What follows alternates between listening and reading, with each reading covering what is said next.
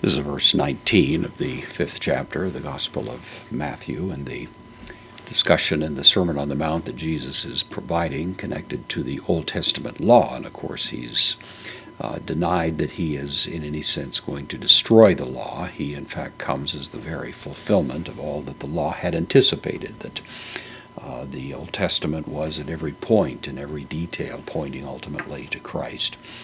And he also stands solidly against any form of antinomianism, that is, anti-lawism, as we find evidenced in this statement. So we have hos, the relative pronoun who, and then eon, which normally means if, but these two taken together would be whoever is the idea. It'll take the subjunctive as we have it here. So whoever, postpositive un, therefore. Luse from luo can mean to loose. It can also mean to break or to destroy, and that's the sense here. It's the aorist subjunctive, third person singular. So whoever destroys or breaks, meon, this is the adjective, it means one. Heis, mia, hen, those are the three forms of the adjective one that we have here. So this is in the accusative, one, ton intolon, of the commandments. So whoever breaks one of the commandments, and then these, tuton, one of these commandments, this is the demonstrative pronoun that goes along with intolon, and then adding to that ton, the genitive, plural of the article, elaskiston. This is from elaskistos, which means least, superlative degree. So whoever breaks one of these commandments, the least of them, one of the least of these commandments, of course, making it clear that the entire Old Testament is to be taken seriously and that what it commands is to be observed.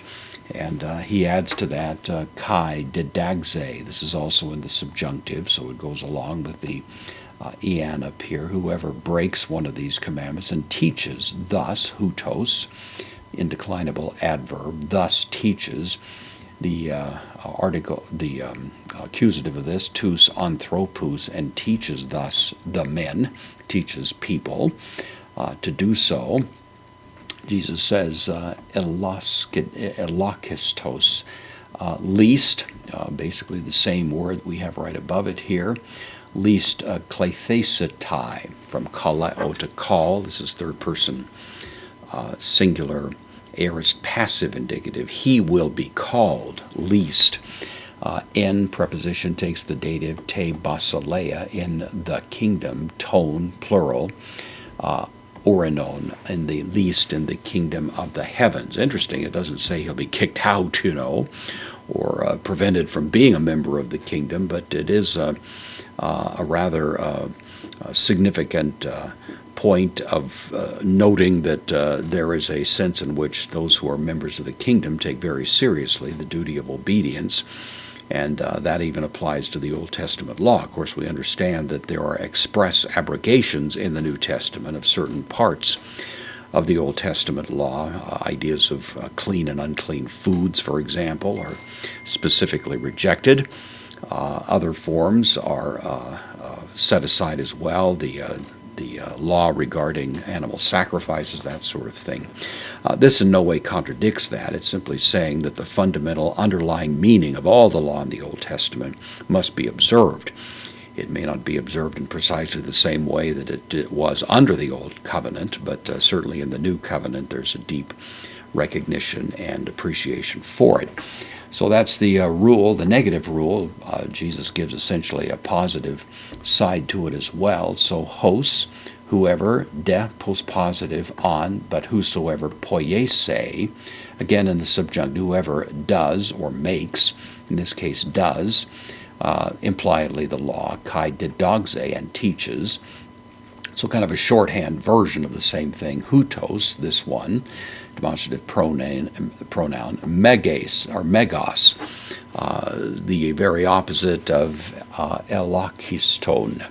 This is megos, great, klethesetai, same word, he will be called, or that one will be called, in te basileia ton, Oranun, in the kingdom of heaven. So The task of the Christian teacher is to emphatically indicate that we are bound to obedience to Christ. We're bound to obedience under the new covenant, which incorporates the old covenant as it has been updated and revised, of course, under new covenant rules with respect to certain kinds of practices and so on. And yet all of the old covenant is still to be taken deeply seriously, and that's the principle to which Jesus calls us in the moment of trying to evaluate what our duties are as we live under the new covenant.